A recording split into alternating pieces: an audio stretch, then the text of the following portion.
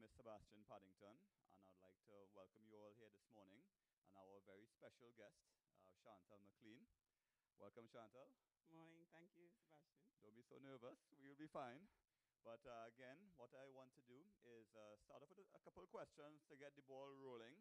The intention here, guys, is for us to learn from certain icons and people from Trinidad and Tobago and beyond who have achieved exemplary things, and figure out some of the tools that they trade, some of the tricks that they use, and just understanding and a better understanding and appreciation of what it takes to achieve certain things in life. And Chantal, as many of you may know, is a two-time Olympian. There aren't many people from Trinidad and Tobago who have gone to the Olympic twice. So that in itself is a substantial achievement. And so she's our first guest, and thank you again for coming. Thank you for having me. Okay, so my first question, I'll get the ball rolling, is what made you get into swimming? Well, my sister, Chanel, she used to swim, she started swimming with the primary school program we had. We went to St. Teresa's Girls RC, and they started a swim program at Benny's Swim World, which was in Queen's Park Hotel, which is now where TGI Friday is, and they have the parking lot. There was a swimming pool there, and we used to go there during the swim program. But before that, in nursery school, there was the YMCA off Ryson Road there. I think I nearly drowned when we went. I was 3, and I climbed on top of one of my classmates to try and get to safety per se. And from since there into primary school, kind of fell in love with the sport. Okay, very interesting. So why swimming over other sports, more popular sports in Trinidad, like football, cricket, netball, and so on? Well, actually, I had options. My mom, may she rest in peace, she actually gave us the options whether it was track and field, tennis, or swimming. But I love the water, and also I liked to race. So that was an easy choice. Okay, great. So a question I have here, a lot of people, to make one Olympics is quite an achievement. After you made your first Olympics, what made you want to go back through another 4 years of such discipline and structure and sacrifice and dedication? What made you want to go back again to try for a second Olympics? Well, the first experience was a novelty one, and I was really happy that, to actually make it to where Olympics started in Greece, Athens, Greece. That city is beautiful, and I wanted to see how much more I could improve, and also, as you say, the structure, the discipline, and the routine. I love that, because I remember for 2000 Olympics, I was watching it.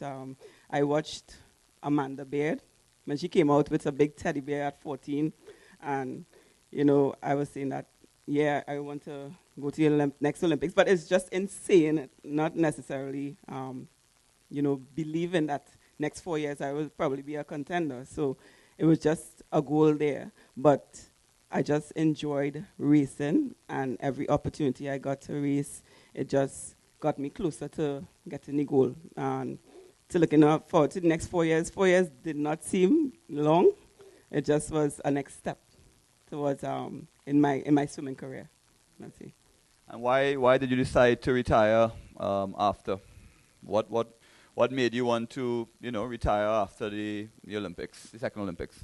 I actually did not retire after the second Olympics because I was still in college, University of South Carolina. So I still had, and after 2008. I still had two more years before I graduated, and afterwards, in 2010, I really wasn't sure what I was going to be doing, whether it was going to work, now have my life after the sport, or if it was going to be, continuing. But I actually did continue. After I graduated in 2010, I came back home because I always intended to come back home. Most of my peers and my age group with the sport, they stayed in wherever respective the U.S. and whatnot. They built a home there. But I always intended to come back home because my family is here, and love I love Trinidad.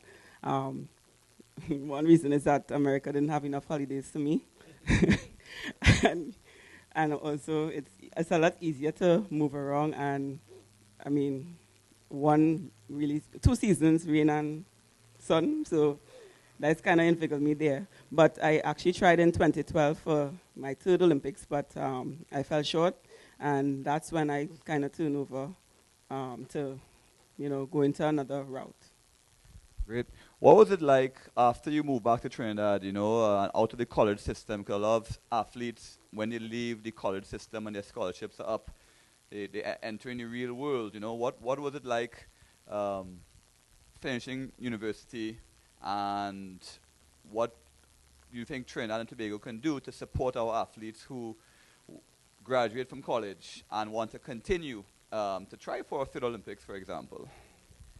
Wow, that's a a heavy question, but um, I think we should have a transition program from, or before that, if there is a way that we could put out like a career fair kind of thing for athletes in terms of what they can do when it is they do or before they go to college actually, what areas in the in the sport industry that we have gaps in, so that when it is they looking to go away to college, once they know they love this, continue to love the sport and want to continue to help develop our sport in our country and get us out there, you can look at what career options are there for within sport that they can do, whether it's sports science, sports management, and business management, that they can come back here and help and assist the athletes that are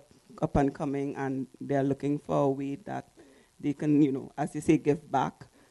If you can have a program set up that can do that, or even persons who have, go on that path and did student athletes and go away to study, what avenues we have that, they can come back and assist in that way.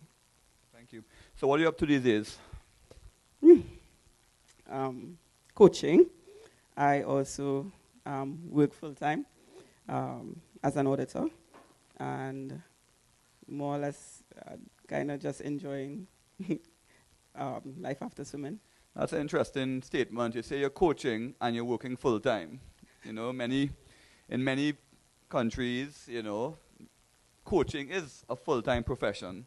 So talk a bit about what do you think can be done so that people like yourself can become full time coaches and make a proper living. Because people like yourself have so much to give back to the youth, the adults. What do you think can be done differently to allow persons like yourself who are in coaching to actually have it as a full-time profession? That's a good question again. I think in terms of how I should say, sport as an industry is not looked at as I should say a business. I don't think, and from coming out from the pandemic, I realized how little sport is viewed, I guess, nationwide. It's not viewed as something that they can make a career out of, and I've said sport, but as just coaching as well, that I don't think that we are looked at as making an impact on the development for society, the development of the kids, and how we contribute towards society. And I think that needs to be addressed. I think it's lack of education, lack of communication between the parties that need. To me, I would say, if we were to different areas or sectors that where sport would be an integral part of growth for the country, it would be we have to come together with, I would say, education, because the education system, I think, is a bit of a secluded aspect of this country. They just look at education as just academics, but I think education is holistic. sport education, um, physical education, and in terms of the contribution what sport can have on the country, it is great because what it does, I mean, when it is I went away to college, I was a student athlete. So both went hand in hand.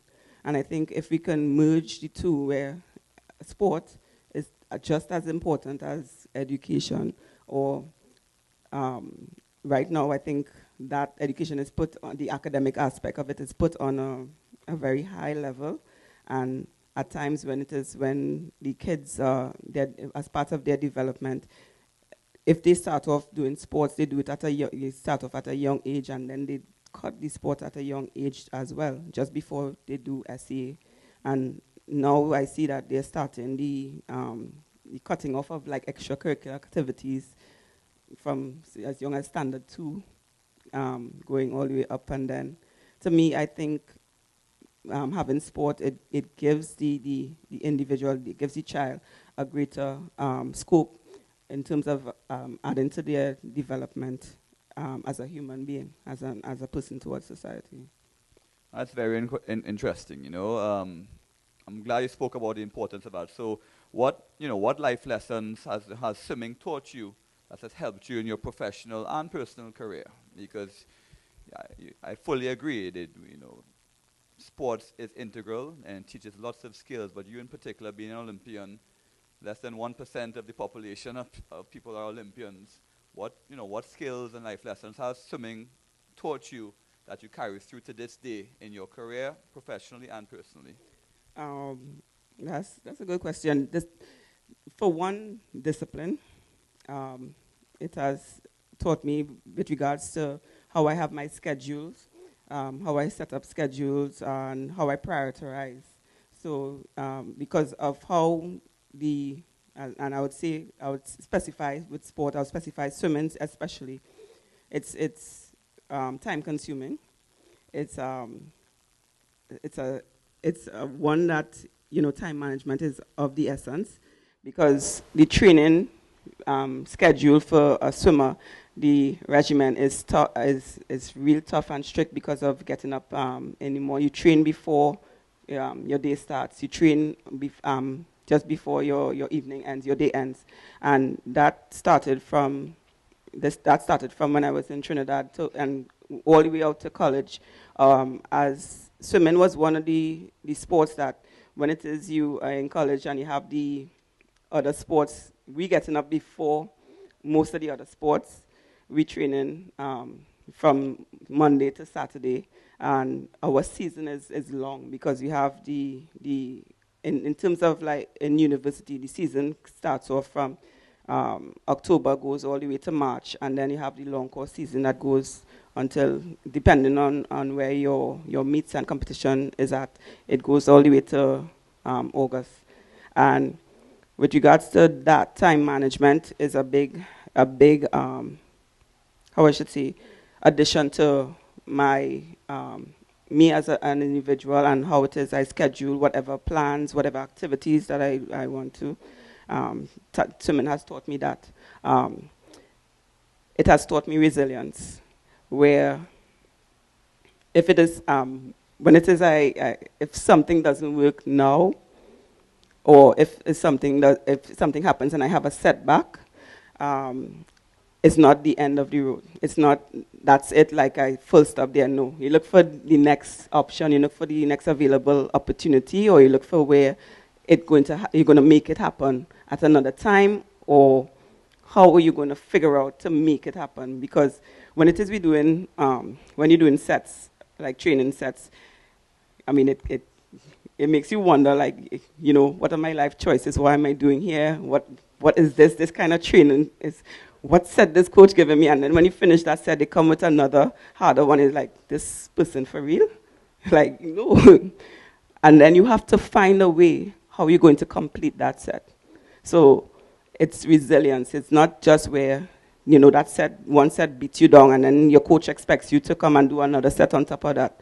And it's like, you really expect me to go and do this now? And when they say yes, then you have to find a way to dig deep and get it done. So it taught me resilience, that when it is you feel that you are defeated, and feel that you've been broken down, you still have another way and another opportunity to get it done. And that's in life, I think that is definitely across the board, because life always finds there are different things in life that's going to give you setbacks. And through the sport, it like, and developing my mentality that, okay, this is a setback, but it's not the end of the road. Very interesting. Okay, I just want to open the floor to a couple of questions to interrupt. So, does anybody have any questions from the audience? So I'm Atak Tuberoso. You probably know me. Um, what events did you do, and how much distance did you do per week? Wow. My specialty was the 50-meter freestyle, and the there are different. There were different sets that to go back. Um, when I was training, and I started competitive swimming at 11 to 12, like my last year, 11 to 12. Um, the mileage for me, I swam the 50-meter freestyle, which was the shortest distance, and I would have training sets where I do in a 4,000 straight in short course. Um, that was one of my memorable ones. I remember when I did in college, and I went to college late. I would say late because I was 21. Um, I remember we did a set for 700s IM, short course, and I was just like, IM, really. But at the same time, it was like I looked at it as it was fun.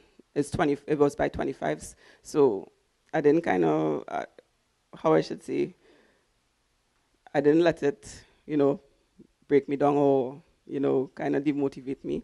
I remember when it is, they did an experiment where a quote, like they did us put our top times, each group. So we were split in distance, middle distance, sprint, and we had super sprint. And I was in the super sprint group. And there was this scientist, he was actually plugging in different, I would say, different aspects of the racing, different metrics he put in, and that would come out like in a system, and it will throw out like what training sets to give in order to get the accomplishment that, or the goal, the target time that you wanted for that group. And we had for warm up, just warm up alone, 4 1700s, a 1700 freestyle, a 1700 pull, and a 1700 backstroke. And this is short course meters. So with the 1700 meters, we are warming up. So what would be the main set? I don't know. So I was like, oh, you sure about this? And my coach said, yeah, we're going that time. And then we did 2100s. And in the 2100s, now I'm not a fan of the non-breeders. No breeder, 25s or 50, anything longer than 25 meters, no breeder. Count me out. And we had 2100s. So you start off the first 100, you had 4 breaths total. Second 100, 3, you go down 2, and then you go down 1. That,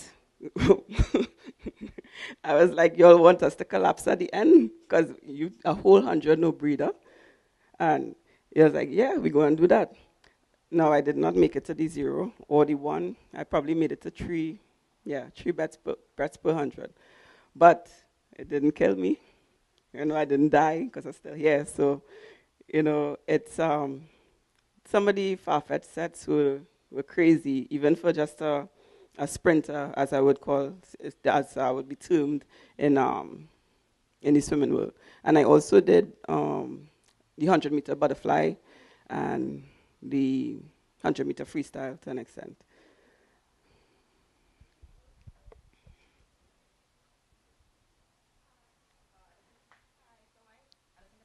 Yeah. So my name is Marlon Moses.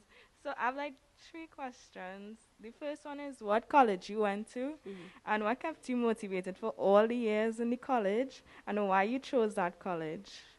Okay, so I went to University of South Carolina. That's in Columbia, South Carolina, in the United States. Um, now, in terms of as a swimmer looking for college, and that's where I think CB, I think we need how I should say, we should get together and form and help, because we have a lot of student athletes who are still across, well, past swimmers who are across there and some who are here, that we need to find a way to help these athletes, when they look into college, what they can do what they need to do to search for the particular college that they want to go to and to further their education as well as their athletic aspect of it. So I went to University of South Carolina, and the way I went about doing that, I sent my times out to different colleges. I just started sending out my best times to different various colleges, and whichever college coach, they responded to me, and then wherever they showed interest in. Now, I was not very aware. I had assistance from Linda McEachran. She is a past swimmer and also one of my rivals, but we're really good friends out of the water. In the water is a different story.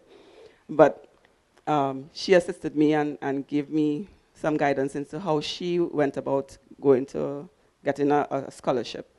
So I went to University of South Carolina because what they offered me a better scholarship. So you have the option where you can, in your academics, you have the SATs. I still think they have that here. You have the SATs, and also you have whatever your best time is once it's competitive with regards to in the global scale and how you can contribute to that college program.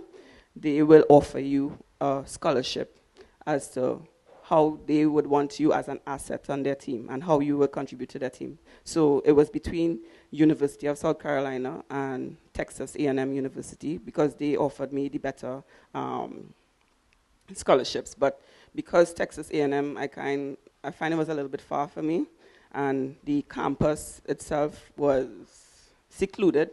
I chose University of South Carolina. Also, I knew a few athletes that were there too. There was Akila Malone, she was a footballer. McCann Hislop, a footballer as well.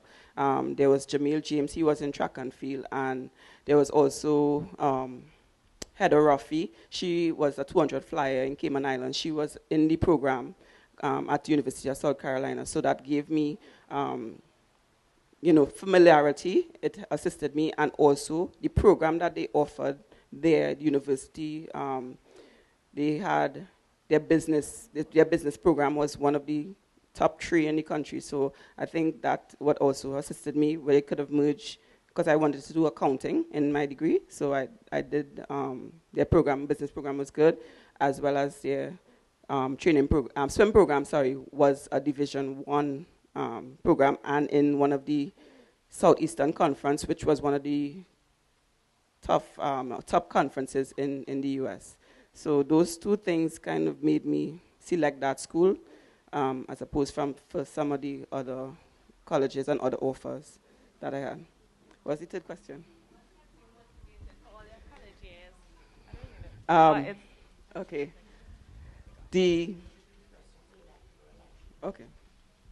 The third question was, what kept you motivated for all the years of college? You hear? Okay. Yeah. Definitely definitely my passion for swimming. There was nothing else but swimming to me, and I could have merged the 2, swimming and education. And then the team atmosphere, the environment there, it's really, how I could explain it, it's different. It's like everyone cheering you on, and even at times in training, it could feel like where everyone is on the same page, have the same goal, because you're working towards, topping the SEC conference, and, you're training with some of, not training, but you're competing against in the other schools, some Olympians, some of them who have gone on to be world record holders and whatnot. So, and within the college atmosphere, that program, they want you to excel both academically and athletically. So that definitely kept me going every time. Hello, I'm Michael Nyako, one of the coaches with T&T Aquatics. I coach master swimmers, and a lot of people involved in doing triathlon, swimming for triathlon and distance swimming. Um, and a lot of these people, they began athletics at a later time. Um, what my question is, what strategies, tangible strategies do you have when those sets get harder, right? To give to an athlete who doesn't have that background and has developed this toughness, right? Are there any tangible strategies that someone can use, like to get through the set? Okay, first one, why are you doing it? So you write down goals. What is your goal? What is your reason in term one, starting off, and two, what do you want to accomplish at the end of the event, or at the end of the competition, or at the end of what you have started? You put down your goal, the reason why you want to be doing what you're doing. And when it is that set gets tough, um, before you leave to reach to practice, look at that reason. Look at it as to why it is you're doing it. And I've learned during the time when you're in there and you feel like giving up, self-talk, encouraging yourself to continue, encouraging yourself to, just take it one at a time. Because once you look at it as a big scope, it gets overwhelming. So when you look at it as a here and now, it helps you to just take it one step at a time. And then you realize that you reach to the end of the practice session or the end of the set, and you come out better for it in that aspect. Thank you, Chantal. I was going to jump with a couple of questions of my own. So, what, do you believe being from a small country like Trinidad and Tobago, made it more difficult path for you to reach the Olympic level? Do you believe that, what did it take, and do you believe that you had to do anything different that, let's say, from somebody from a United States or Australia and so on, their path to the Olympics would take? Yeah, because I think in terms of the other countries you call the US and Australia, I think I would say heavily invested in sport, or look at sport as an industry, as a business, and they invest, I would say, heavily in terms of the development of that. And coming from Trinidad, what definitely made me believe that I could even accomplish the amount that I've accomplished was support. And when I say support, it does not necessarily mean financial. Support first from home. My mother, she was highly supportive up until my last, I would say, I last swam or competed in 2017 Sisikan, and she has always been front and center with whatever needs to get done. However, I need to reach my practice sessions, and whatever is necessary in order for me to accomplish my goal. And from her, I am so grateful, so thankful for how she has shown me unwavering. And she always used to tell me, she always used to say, with God, anything is possible. So whenever I start to worry that I might not be might not be able to make a national team, or due to finances and whatnot, she would always find a way and to get me on that team. She would be like, don't worry, just focus on your sport. And I also had support from my family, my grandparents, who have passed on as well. They were. It's funny because in the beginning, my grandparents find that we used to be too much into the sport. Like I would be training, and even before I reached competitive, we'd be going to swimming every day from Sunday to Sunday. Not necessarily doing hard training because, like I say, this is pre-competitive level, and they would just be like, you're going too much in this sport and, well, too much swimming and, you need to rest and whatnot. And I would be like, no, I want to go by the pool. I want to go. It was fun. And even during the rain, if the weather could be, however, and I would be like, we go in training.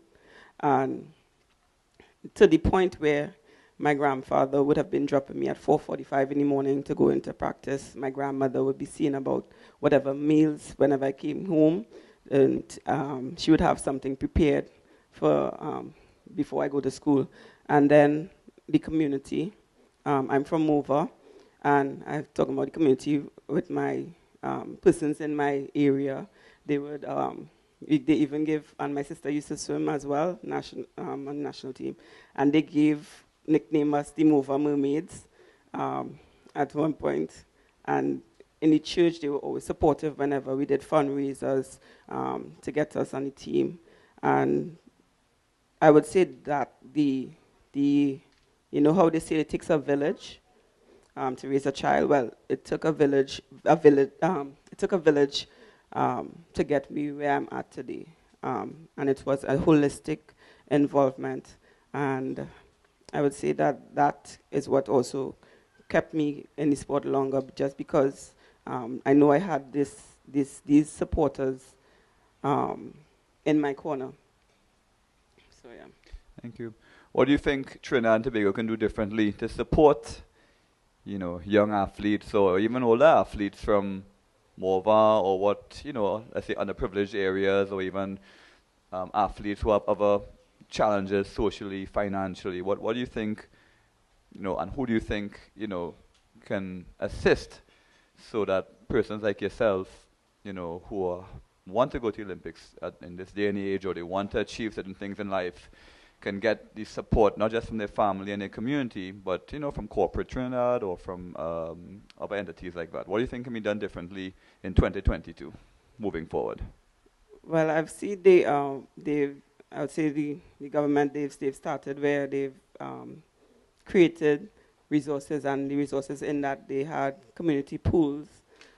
They've invested in community pools available for not just, because I know in the past the community pools were restricted to, they didn't want any competitive activities being there. It was just for community relations or events. So now that they have put that in place, and it seems like they want to start developing the sport, different sporting disciplines, whether it's swimming, if it's triathlon, if it's water polo, what the aquatic sporting that they have available. And that's I think that is where a merge needs, not merge, but a sit down needs to be had between the association, the government, and when I say government, Ministry of Education, Ministry of Sport, also tourism, because sports is a tourism. We have one of the best aquatic centers in the region. That how best can we utilize these sporting facilities to enhance the industry, and also how can we develop the citizens from as young as they are. And I think we should start from primary school level, get programs in those schools that we start athlete development, and not just specific to swimming, but we start as an athlete first.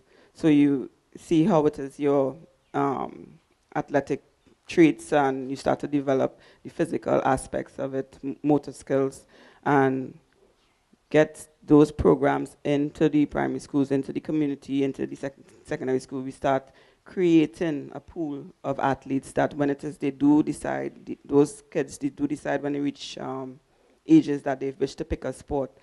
It's not where now you have to start teaching a child how to be an athlete first and then specifically to the sport, if it's swimming, running, track.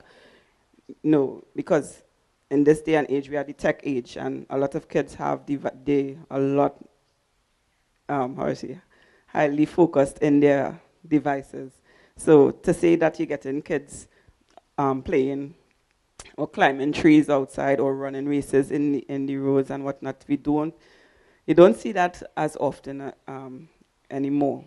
And I think that's where we need to, if it is, we have to, start developing these sports and getting it at a greater level. We should start from there. Thank you. Open the floor back up to the audience for some questions.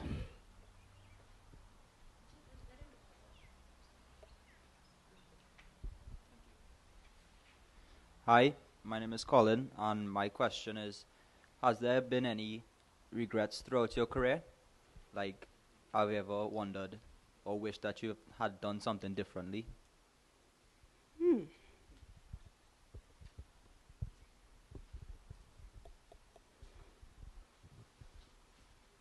That's a hard one to say I have any regrets. I wouldn't say regrets, but I think if I was a little bit more knowledgeable of the sport of being an athlete per se, like in different areas where I might have fell short. For example, being a coach now, I would say my nutrition needed a little bit more boosting up. That I would know what fuels me, as opposed to what is going to just give me a burst of energy and then I would crash afterwards.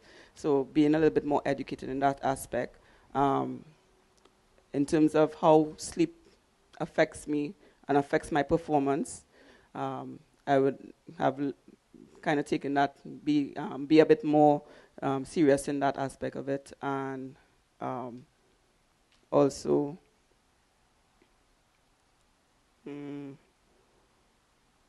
I think that's the two areas where I kind of fell short in the sport itself and in my career. Hi, I'm Christiane George. So my question is segues from what your response to this young man's question. It's I have two questions for you. One, if you could pull from your experience as an Olympian and now as your experience as a coach, and if you're willing to share your pre-race routine, not necessarily like your warm-up set, but what would you tell yourself or your athletes on how to mentally prepare for a race, what thoughts you have or what thoughts you use to push yourself through your race, because doing a 50-meter free, it's as soon as that beep goes off and you dive, it's real fast. So if you're willing to share those thoughts. And my second question is based on nutrition and diet. What would you normally have for like dinner or breakfast coming closer to your race? And so if your race was in the afternoon, what would you have had for breakfast? And if your race was in the morning, what would you have had for dinner? And if you had a light breakfast before? Okay, so as a sprinter, I can give an example, which was in 2004, that where I qualified a second time for my first Olympics. My pre-race routine would definitely be visualization. I would find a quiet spot, get away from the noise, and what I would do something what we call tunnel vision. So I would close my eyes, and as a 50 freestyler, your legs will kind of, you start to feel lactic acid in your legs first. So I would put my legs up. I would close my eyes and I would zone out everything that is around me, all the cheering and everything, and I would focus on every detail as much as possible in my race. From the time that I walk up to the block, when it is I'm on top of the block, and from when it is I hear the whistle blow, and also feeling myself entering into the water, and where I'm going to take my breaths, and also the strokes and my finish, down to the point where I looked up at the scoreboard, and what time I wanted to see. And in 2004, I executed that to a T. And I would do that leading up to probably a month before my race. I did it to the point where I actually completely zoned out for my 50 freestyle, where I could tell you, I definitely do not remember how that race went, because I swam it over so many times in my mind. Like, when I touched the touchpad, I saw exactly the time that I wanted to see, what I was visualizing for, and that is exactly what appeared on the board. So the visualization is what I definitely do as a pre-race routine, zoning out all the noise around me. But not all the time that definitely works, because at times I get too tense. So it's I had to learn to balance how to relax as well before my race. So it had to do it at a period, especially on the day itself of the race. It had to do different aspects, if it's listening to music or sometimes talking to my teammates or whatnot, just to relax before it, because at times I know my friends or other swimmers, they wouldn't want to approach me when I'm behind the blocks, because I look so intimidating, and that's just because I'm totally focused on what I have to do. So that was one of my structures. And also I would go to an experience in 2008, where I came down to the very last opportunity I had to qualify for the Beijing Olympics. And leading up from January to June, I was only hitting one time the entire time. It was probably 8/10 of a second off of the qualifying time, and I kept hitting it even if it's a taper meet, I kept hitting that time. So if my time was 26.2, I kept hitting like 26.9 or 26.8 for some reason. And it's only down to when it is at a meet in Bahamas. That was the last qualifying opportunity on this hemisphere, because the only other opportunity I had to go to Korea or somewhere to qualify. And I did trials. I did about 5 different time trials before I actually made the qualifying time. And on my very first time trial, I missed the qualifying time by 100th of a second. So I was like, how am I good from this close? Like, what is this I did wrong? What I could do to change that time. And the other 4 times that I did the time trials and whatnot, I missed it by 0.2, 0.1, just different points. And that, when it is that kept going, and that is something that could really beat you down, and it's a 50, so 50 takes a lot of energy out of you. And it's only down to the very last race where I went back into that, what I did in 2004, and I went back into my visualization. I zoned out everything, and I even went as far as what was my thought process. So how was my mentality before I went up on the blocks in the qualifier when I hit that specific mark. And I dug so deep, like I zoned out as to what I want to see at the end of the race. And just like that, from the start to the finish, and I looked up at the scoreboard, it was the qualifying time, exactly. So that's, in terms of that, what method worked for me a lot. That visualization is very strong, highly recommended as a pre-race routine. And with regards to the second question, what it was again, sorry? Okay, so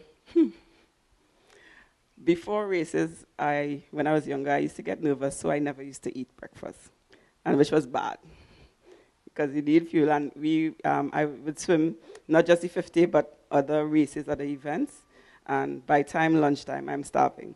So I learned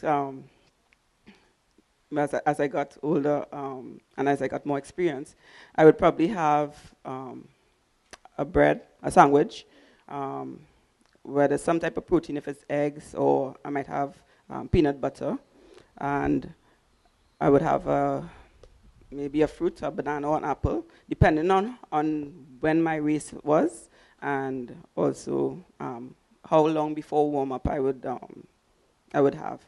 Um, so I started learning how to, feed my and nourish my body before I competed, and as well as for training, because training I didn't think to have something at 4:45 in the morning, but you still need to nourish your body in order for you to get out what you have to put in something for what you want to get out.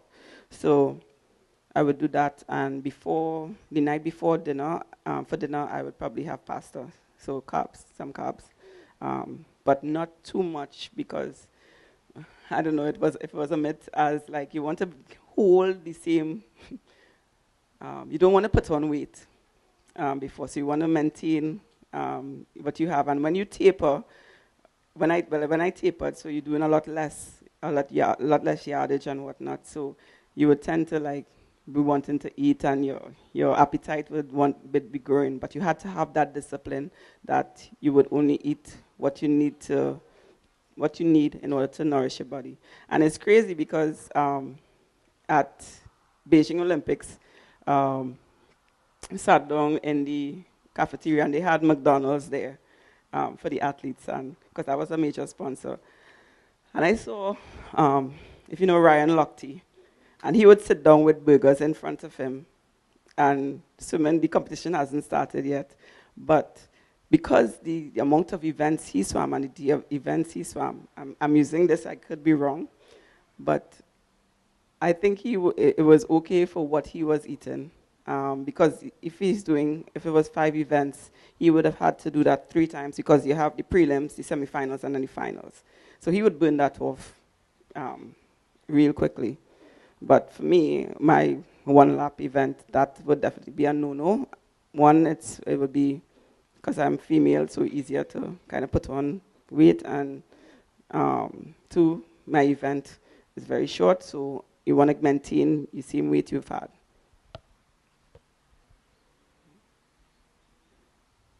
Hi, Chantel. Right? My name is Dehili, and I have a question. Well, maybe 2 questions for you, but they might be kind of like the same. So, my first question is your coach now, and you talked about growing up in a humble community and how the community and your family was your major support system to get you where you are.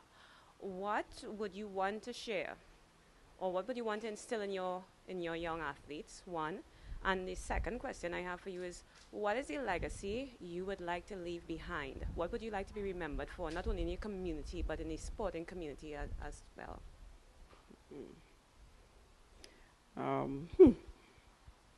So for my athletes, I definitely try to instill not to limit yourself in terms of the things you can and cannot do. I think I want to give them and continue to feed that self-belief. And if you have, a goal, if you want to accomplish something, there's no goal too big for you to accomplish. And it could be to the point where not necessarily, you may not reach to the Olympics, but if you reach into a national team, you reach into a regional team, world championships team, or CARIFTA, or even you getting your best time at nationals locally, if that's your goal, that's your target, work towards it, and don't limit yourself as to you can't do or you can't accomplish that. And that's not just in swimming, I think that's in life, being applied to it. And not to, how I should say, not to allow persons to, for lack of a better word, dictate what you can and cannot do or can and cannot accomplish. For my legacy, I would like to say that persons or athletes aspiring or humans, I think you can go against the norm. When I say that is like go against what is expected of you based on, sometimes they base it on where you're from, they base it on where you went to school, because I come from Mova, I still live in Mova. That would be stereotyped as a hotspot area. I went to school, Mocorapo Junior Sec. Then I went to Southeast Port of Spain, and then I went on to university. And usually I would say the stigma with Mova is not always positive. And I would say that I never allowed it to define who I was. And I never allowed where it is that my area, I would not say Mova is a bad area. And I wouldn't allow where I could have easily, if it isn't to give into the negatives. And, as people expect, you come from a junior sec, nothing good will come out of that. And it's not reality. It's what you choose and who you choose to be that, defines who you are. And I want where persons can see that as happening, and it's not something that is a shortfall.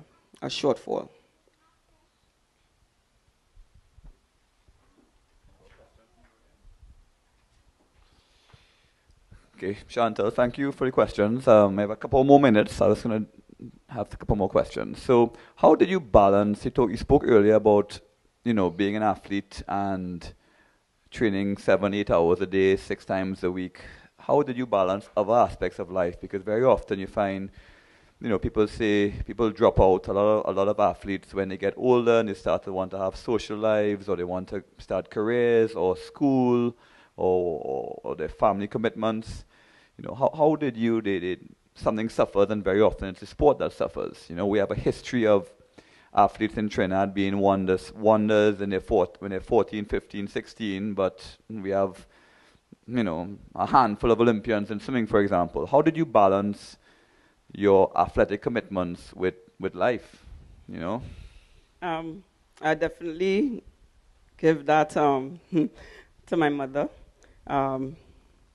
She, and I don't want you all to say anything in this aspect, but she made sure that I was culturally exposed, and that it was not just swimming fully, because Mommy used to take us out from primary school sometimes, and we would go to the beach.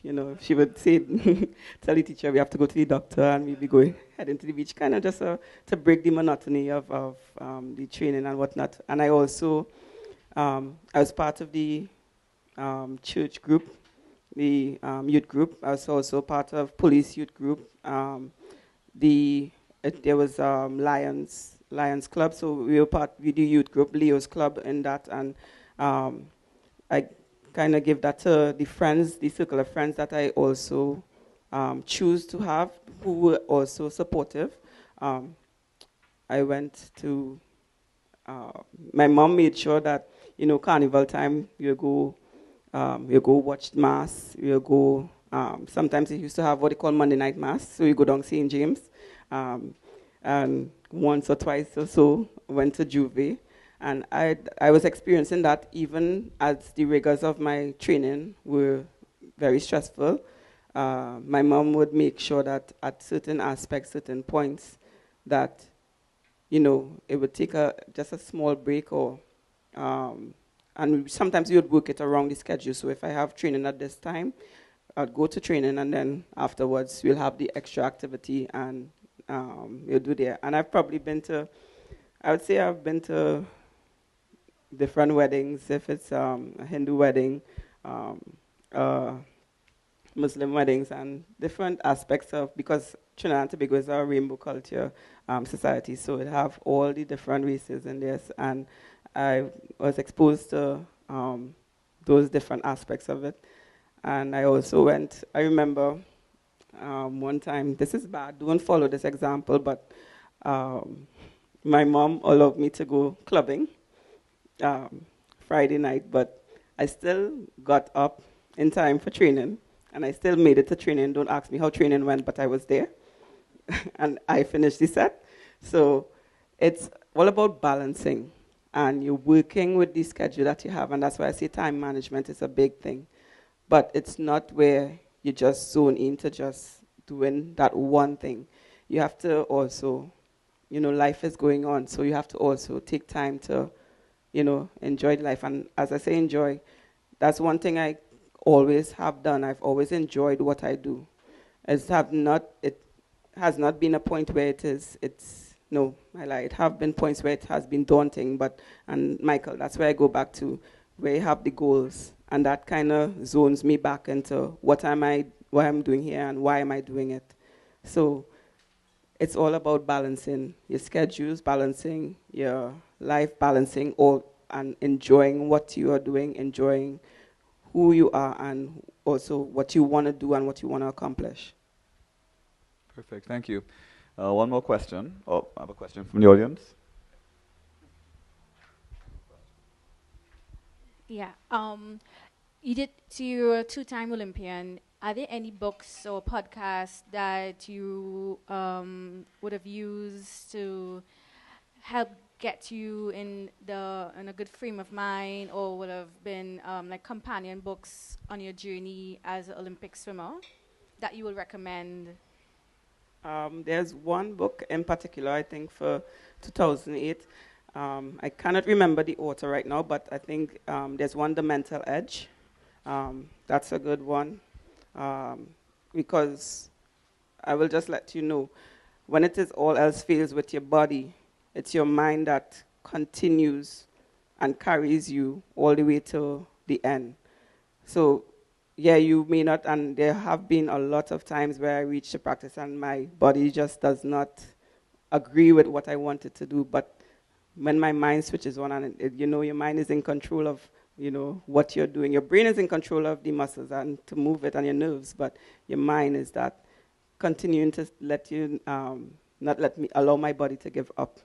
And so I think that is the next aspect that I think I kind of missed, unless I had it naturally and didn't know. But mental development, having a strong mentality as well, is what's going to, I think, carry you across over the edge. Thank you. I feel like we could have hundreds of questions, but we have time for one more. So my last question to you, Chantal, is what is your most memorable experience being an athlete, and why? That would be um, 2008 Olympics. Because I went to college from 2005 to 2010, because I took a gap year, and that's when I was training for the 2008 Olympics, and I was in Florida, Coral Springs, under Coach Mike Loberg. He's passed on now. The environment and the atmosphere there was incredible, because there were, I should see, at that 2008 Olympics, he had 8 Olympians from different, 8 Olympians qualify from Germany, from Kazakhstan, from Venezuela, Trinidad and Tobago, and one in the US. And we were all training towards that goal, and which was the 2008 Olympics. And that was where, as I said, I was trying to make the cut, and down to the wire, to the very end, is when I finally made the time. But it wasn't the result that was memorable. It was the journey towards it. So in terms of the struggles and the hurdles, as well as wanting to give up, but because of the environment there, giving up was never an option. And they also had the teammates encouraging you, when it is you had the low moments, and you will have low moments because you are human. And it's when they encourage you and you see them, they're training as well, and they have their moments. And I'm talking about Olympic gold medalists, world record holders, and you're seeing them I was able to witness when they have their low moments and how it is they got over that. And it was because of, encouraging motivation and demonstrating each day that this is the goal that we are aiming for, and everybody is here for that goal. Oh, perfect. Any parting words, well, before we say goodbye to everybody this morning? I just want to definitely thank you for having me here. This was, I thought like I could, I probably would have survived a 50 race rather than doing this. Talking here, but it was very comfortable. And I thank everyone for their questions, and I'm available if you have any more and you want to shoot me any questions. I don't bite, especially on a Saturday, so you're free to shoot your questions. Just kidding. And that I wanted to let the up-and-coming swimmers out there know that, not to ever limit yourself and trust in what or who you want to be or who you want to become, and allow the sport to, give you so many things, so many opportunities, and be able for you to be exposed to, how I should say, expose and open your mind as to not